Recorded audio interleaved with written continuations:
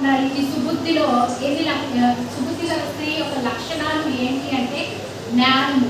స్త్రీ జ్ఞానం కలిగి ఉండాలి, అర్థం చేసుకునే గుణం కలిగి ఉండాలి, మోక్ష దృష్టి అంటే ముందు చూపు కలిగి ఉండాలి, నేర్పు, నైపుణ్యత కలిగి ఉండాలి, అంటే తెలివితేటలు కలిగి ఉండాలి. స్త్రీలో ఈ లక్షణాలన్నీ ఉండాలి.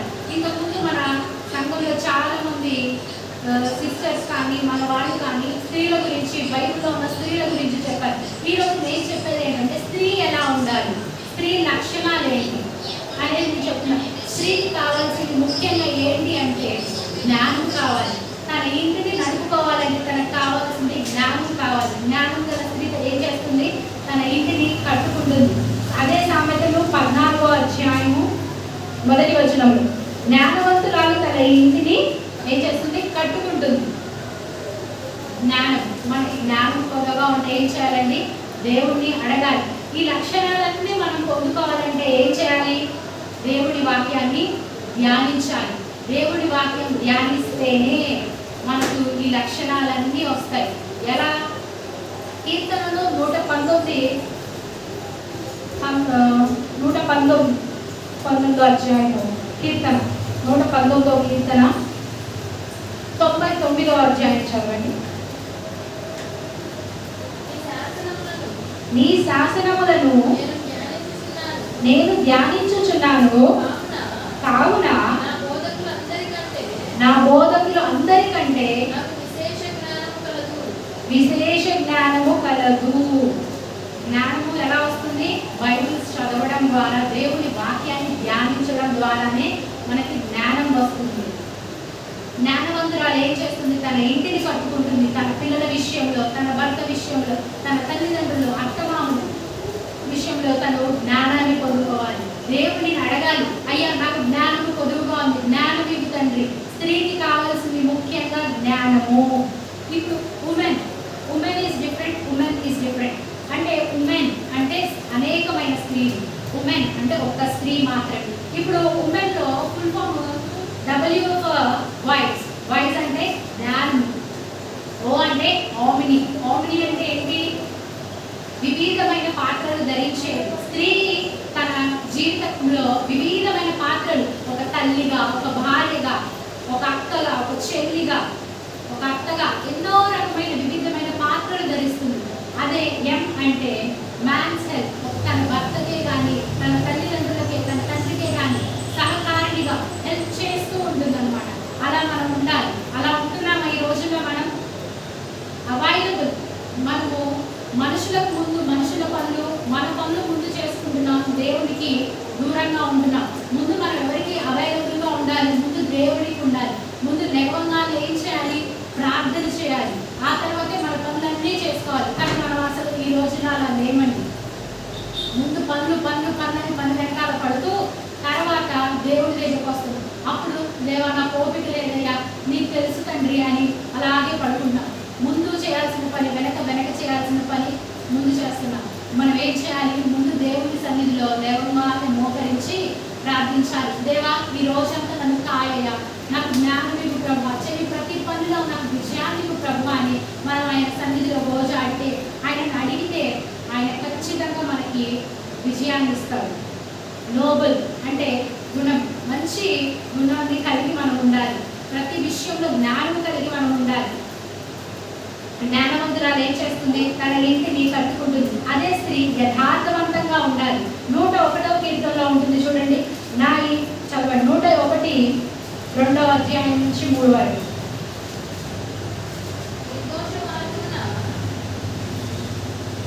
నిర్దోష మార్గమున వివేకముతో ప్రవర్తించెదను. నీవు ఎప్పుడు నా యొద్దకు వచ్చెదవు? నా ఇంట యథార్థ హృదయముతో నడుచుకుందును. చాలు. అయితే మన ఇంట మనం ఎలా నడుచుకుంటాం? యథార్థత మాత్రమే. ఒక స్త్రీ ఏంటంటే తన ఇంట్లో తన పిల్లల్ని మంచి మార్గంలో నడిపించుకోవాలి. తన భర్తకు కావాల్సిన సలహాలు ఇవ్వాలి. తన ఇంట్లో యథార్థత మాత్రం ఉండేటట్లే చూసుకోవాలి. నువ్వు అలా ఉన్నావా? మనల్ని మనం చెక్ చేసుకుంటున్నామా? దేవా నా ఇంట్లో యథార్థత మాత్రమే ఉండాలయ్యా, నీకు ఆయాసకరమైనది ఏ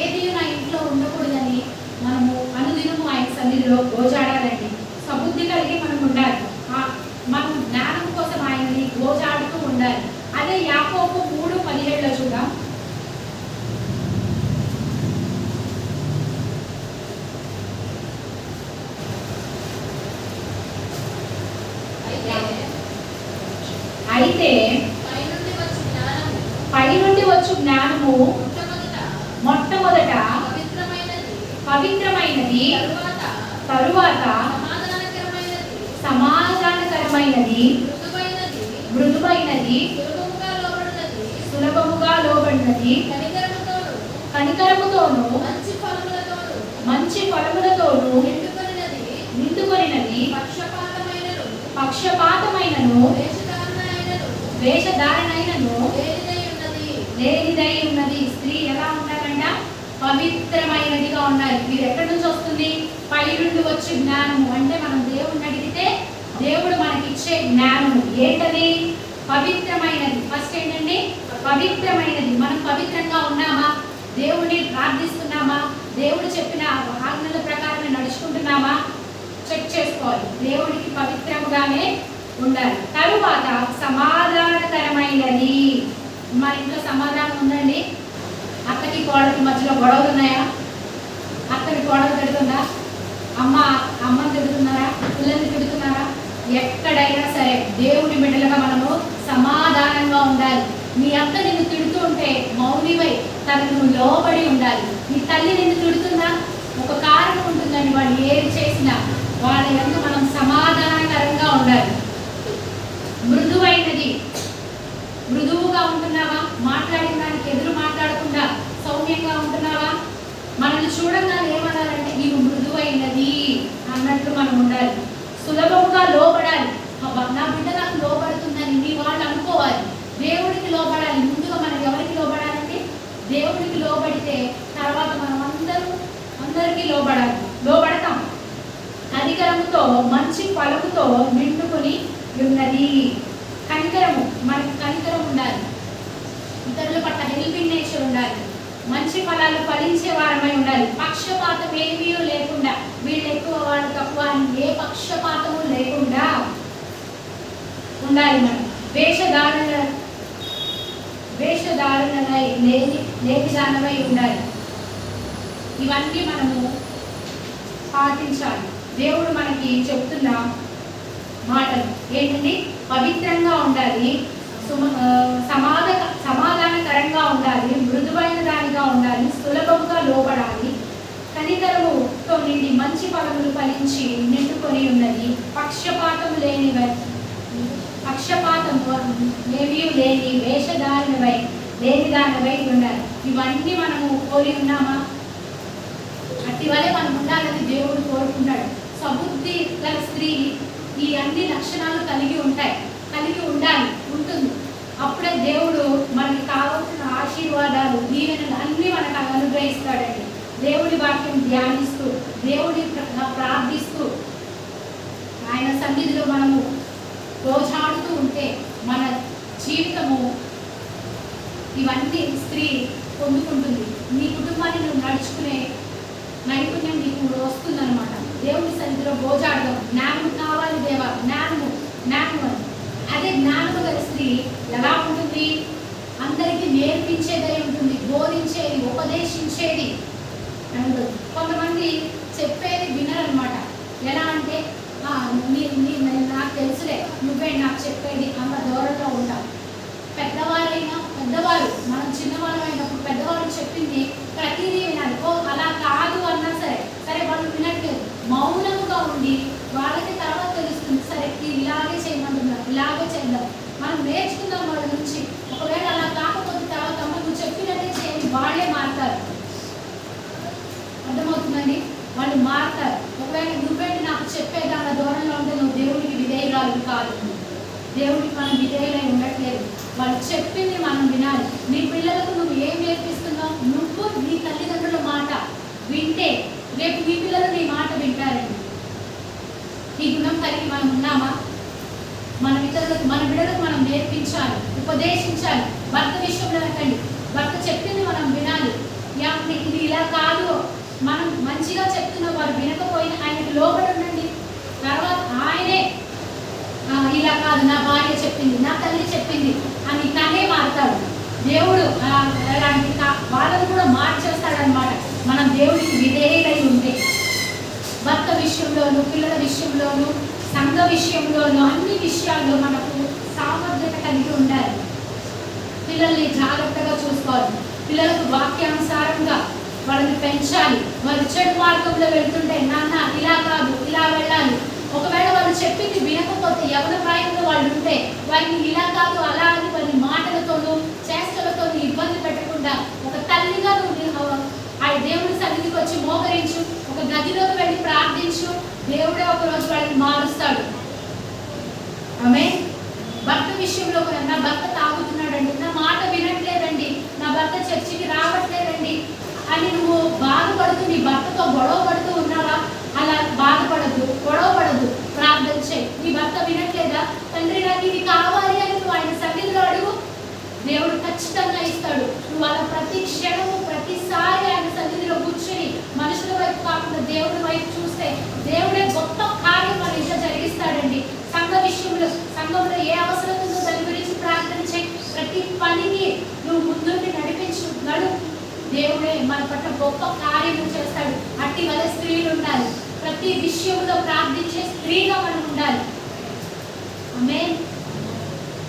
భర్త విషయంలో, పిల్లల విషయంలో, సంఘ విషయంలో, అన్ని విషయాల్లో సామర్థ్యత కలిగి ఉండాలి.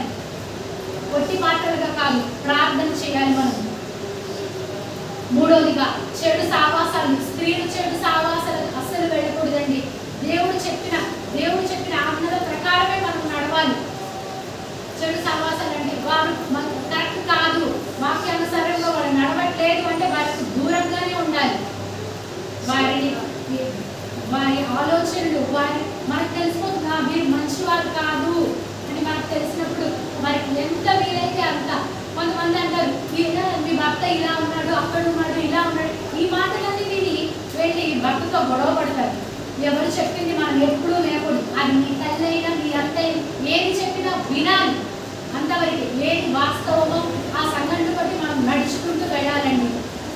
ఒకవేళ వాళ్ళు నేను చెడు మార్గంలో నడపాలి, రక్తదానం పట్టిస్తున్నారు అంటే దేవా వీళ్ళకి నన్ను దూరంగా ఉంచు ప్రభువా, ఈ మాటల నుంచి నన్ను దూరంగా ఉంచు ప్రభువా అని మనం ఆయన సన్నిధిలో ప్రార్థించాలి. అట్టి చెడు సావాసాలకు దూరంగా ఉండాలి అని దేవుడు మనల్ని కోరుకుంటున్నాడు. మనం ఆ రీతిలో నడవాలి. దేవుడిని సంతోషపరిచే ఎంత త్యాగానికైనా సిద్ధపడాలన్నమాట. దేవుడిని సంతోషపరచడం అంటే దేవుడికి ఇష్టం లేని, దేవుడికి ఆయాసకరమైన పనులు ఏవైనా మనలో ఉన్నాయా? కోపము, అలగడము, విసుక్కోవడము, అలాంటివి ఏమైనా ఉంటే దేవా ఇది నీకు ఆయాసకరంగా ఉన్నాయా, ఇవి నాలో నుంచి తీసివే ప్రభువా, నీకు నేను సంతోషంగా నీ బిడ్డగా నేను నీ ఉండాలి ప్రభువా అని దేవుడి కోసం ఏదైనా చేసే త్యాగ బుద్ధిని మనం కలిగి ఉండాలండి. హల్లెలూయా. మనం మాట్లాడే మాటలు ఇతరులకి సమాధానకరంగా మృదువుగా ఉండాలి. కానీ అయ్యో ఈమె ఇలా మాట్లాడుతుంది.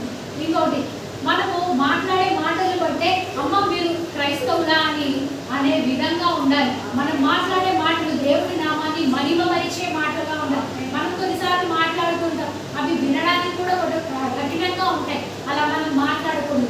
మన మాటలని మృదువుగా చేసుకోవాలి. దేవుడి నామానికి అవి ఎలా ఉండాలి? మృదువుగా ఉండాలి. అమ్మ మీరు దేవుడి సన్నిధికి వెళ్తున్నారా, దేవుడి బిడ్డరా అని మన మాటలను బట్టే వాళ్ళు మనల్ని గ్రహించాలి. అట్టి రీతిలో మనలో ఏదైనా ఆయాసకరంగా ఉంటే దేవా తీసివేయనని ప్రార్థన చేయాలి. అట్టి ఆయాసకరమైన ఏమైనా మనలో ఉంటే దేవునికి ఇష్టం కాదండి. మనం సముద్రం ఆయన మాట వినేవాడిని కాదనమాట. ఆయన మాట వినాలి అంటే ఆయనకి ఏది ఆయాసకరమో అది మన నుంచి తీసివే ప్రభు అని ప్రార్థన చేయాలి. విధేయత కలిగి ఉండాలి. విధేయత కలిగి ఉంటున్నామండి. ఎవరైనా ఒక చిన్న మాట అనగానే వాళ్ళని తిరిగి మాట్లాడడం, ఇలా కాదు అలా అంటే లేదు ఇలాగే అనడం, అది విధేయత కాదండి. మనం బైబిల్లో చూస్తాం. అన్న అందరికీ తెలుసు. అన్న దేవుని ఆలయంలో కూర్చొని దేవా నాకు పిల్లలు కావాలి అని ఎంత విధేయంగా అడుగుతుంది. అక్కడున్న వారు అంటారు ఎంతసేపు మొత్తం పోయి ఉంటావు లేదంటే నువ్వెవరు నన్ను అడగడానికి, నువ్వేంటి నన్ను అనేది, నేను పలానా వారిని అని తను ఏమీ అనలేదు, నేను పిల్లల కోసం ఏడుస్తున్నాను అని అన్న ఎంత విధేయంగా చెప్పిందండి. దేవుడు ఆమె విధేయతను చూసి ఆమెకి ఒక పిల్లవాడిని అడిగితే 6 పిల్లలు ఇచ్చింది. ఆ విధేయత కలిగి మనం కావాలయ్యా. చెడు తలంపుల నుంచి నాకు విడుదల దయచేయగా, నీ మార్గంలో నేను నడవాలయ్యా. అయ్యా నాకు విధేయత కావాలి ప్రభా. విధేయత నీ నుంచే నీ పిల్లలు నేర్చుకుంటారండి. నువ్వు నీ తల్లిదండ్రులకి, నీ భర్తకి, నీ అత్తమామలకి, నీ బంధుమిత్రులందరికీ నువ్వు విధేయతగా ఉంటే ఒకరోజు అందరూ నిన్ను చూసి మెచ్చుకుంటారు. వారు జనాల మెప్పుల కోసం కాదు, కానీ దేవుడు మనల్ని చూసి ఆనందించాలి. నా బిడ్డ విధేయతగా ఉంది, నా బిడ్డ నన్ను సంతోషపెట్టింది, నా బిడ్డ చెడు తలంపులకు దూరంగా ఉంది, పిల్లల్ని, భర్తని, అత్తమామని అందరినీ జాగ్రత్తగా చూసుకుంటుందని దేవుడే సంతోషిస్తాడండి. మనకు మనుషుల సంతోషం, మనుషుల ఆనందము, మనుషుల మెప్పు కాదు. మనకు కావాల్సింది దేవుడి మెప్పండి. అట్టి రీతిలో మనం ఉండాలి. దేవుడు అట్టి రీతిలో మనల్ని మార్చాలనుకుంటున్నాడు. దేవుడికి వందనాలు. దేవుని ఆజ్ఞలను గైకొనాలి. దేవుడు చెప్పిన ఆజ్ఞలన్నిటినీ గైకొనాలని 112వ కీర్తన 1వ అధ్యాయం తీయండి.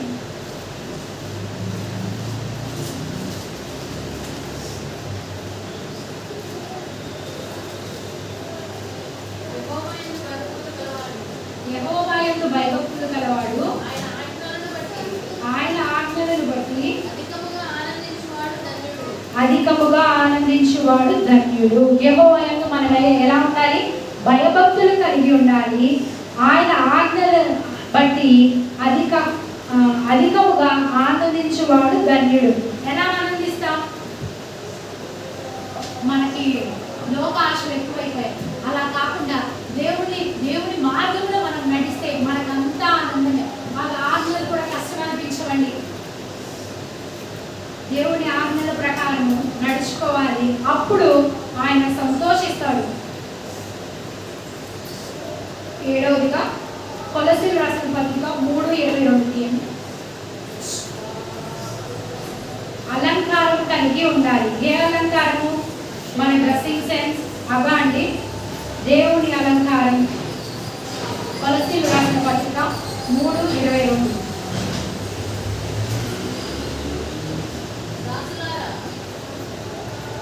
దాసులారా,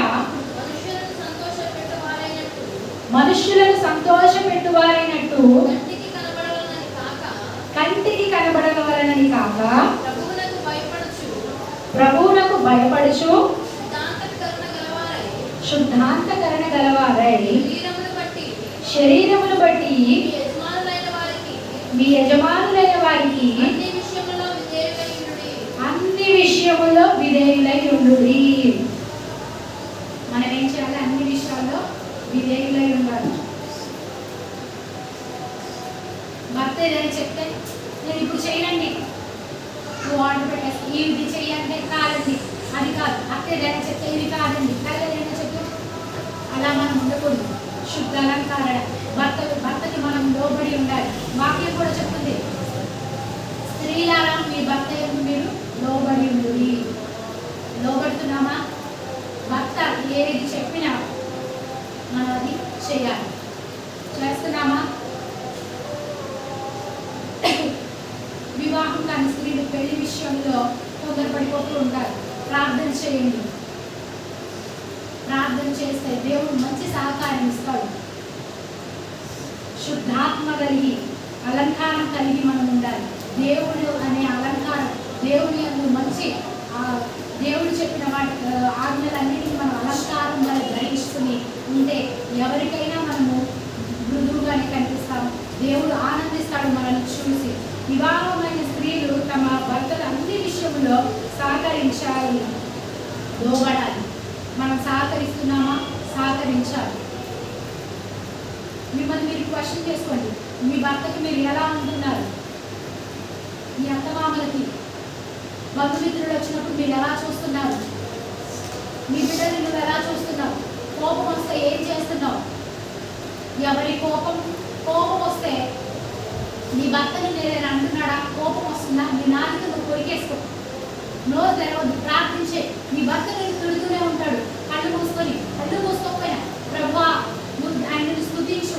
నీకు అవసరమైనప్పుడే దేవుడు నీ నోరు తెరుస్తాడు.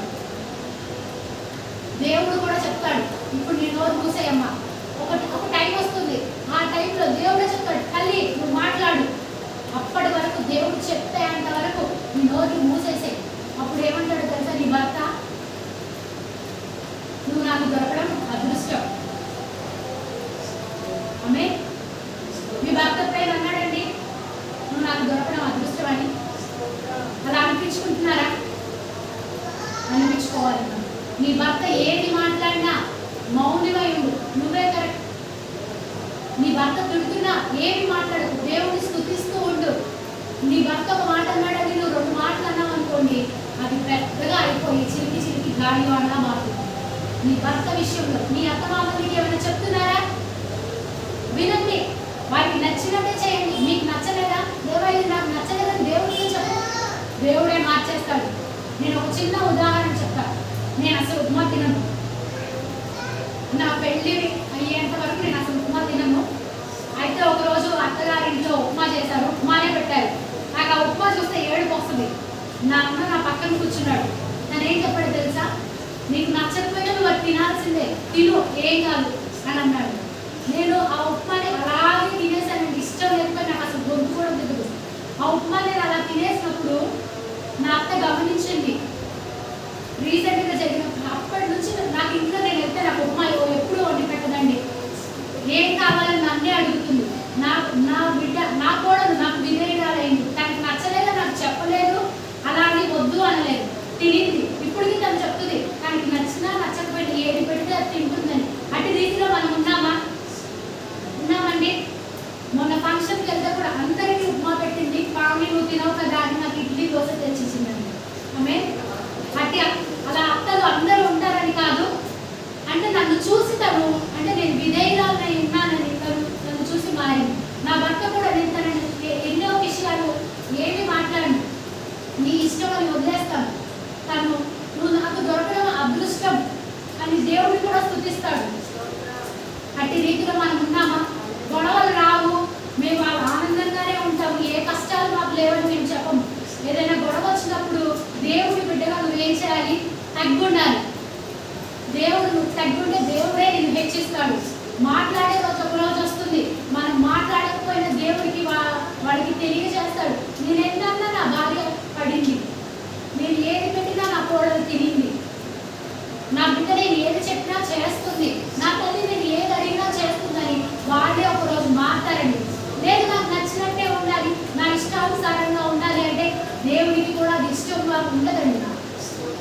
మనం దేవుడి మాట వినాలి, దేవుడి ఆజ్ఞలను నెలకొనాలి. ఆమేన్.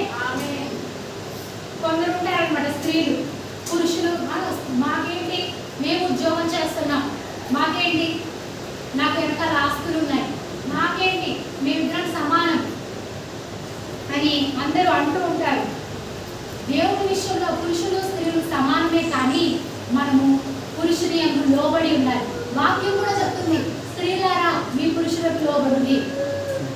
మీరు మీ పురుషుడికి లోబడి ఉంటే ఆటోమేటిక్గా ఏమవుతాడు?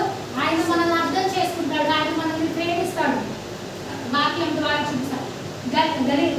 గల్లీలకు రాసిన పత్రిక 3:27 అధ్యాయం. గల్లీలకు రాసిన పత్రిక 3:27.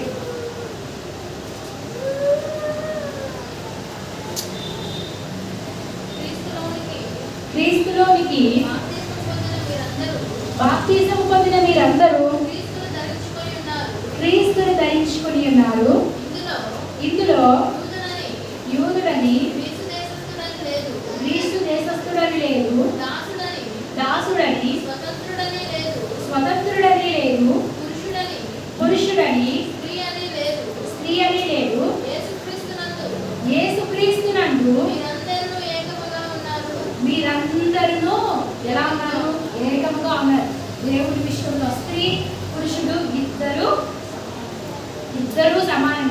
మనమే సమానము అది ఇదని కొట్టుకుంటాం, కానీ మనము పురుషులే అందరూ లోబడే ఉండాలి. ఆమేన్. జ్ఞానము కలిగి తన నోరుని తెరుచును, కృపగల ఉపదేశము ఆమె బోధించును. స్త్రీ ఏం చేస్తుంది? జ్ఞానము కలిగి తన నోరును తెరుచును, కృప కలిగి ఉపదేశమును ఆమె బోధించును. ఇదే సామెతలు 31లో ఆ అధ్యాయం అంతా నడుచుకోవాలని సామెతలు 31:26.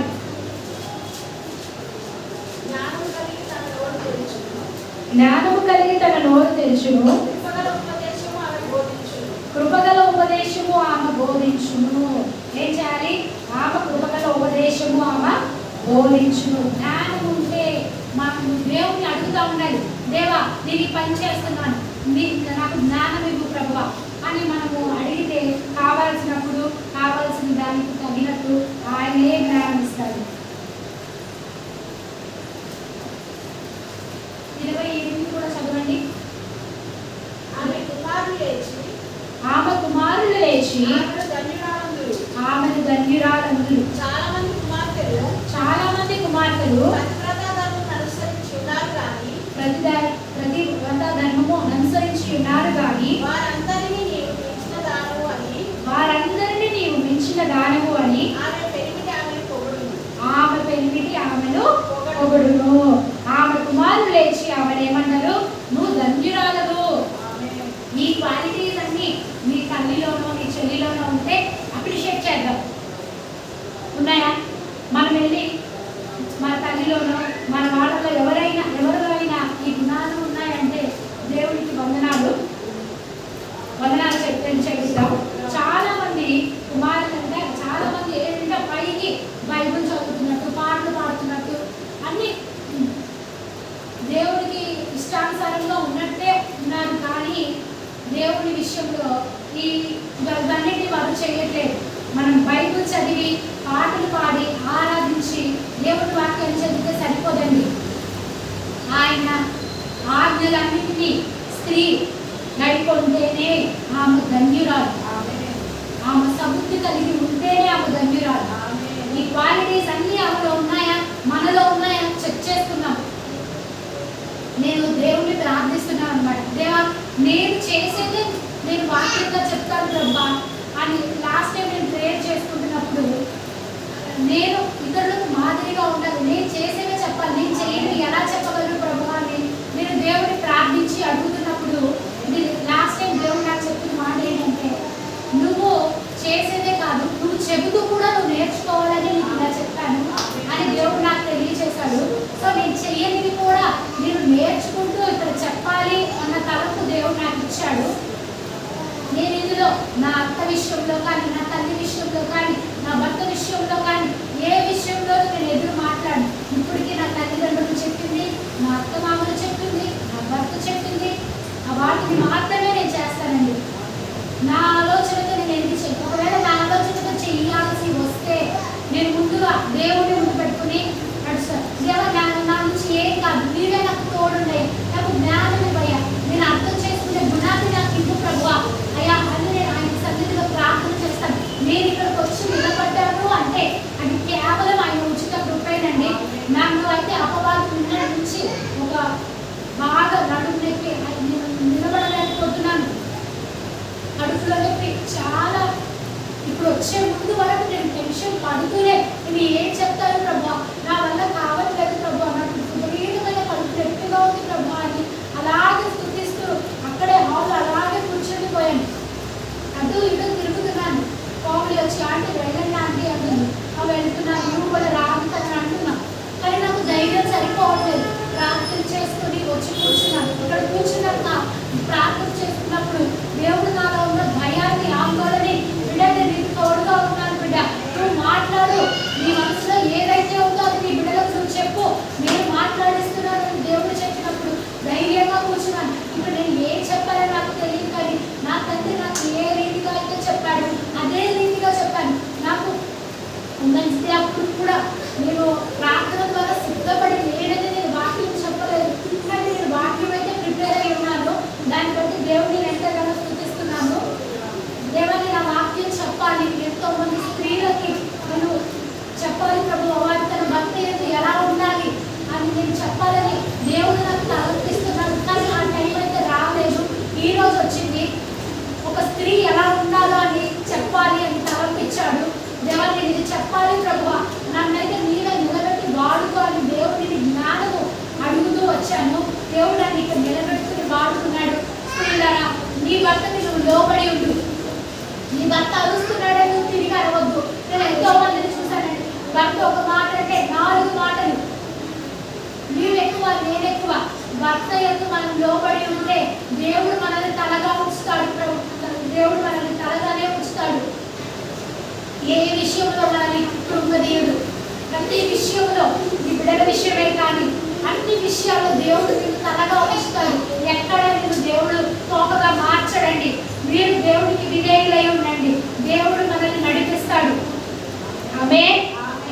ఉన్నామా యథార్థంగా దేవుడి జ్ఞానం అడుగుతూ ఇతరుల పట్ల కరుణ కలిగి ఇతరులని అర్థం చేసుకునే గుణాన్ని మనం కలిగి నైపుణ్యత ఏదైనా పని చేయాలి అంటే ఎలా చేయాలో ఆలోచించండి.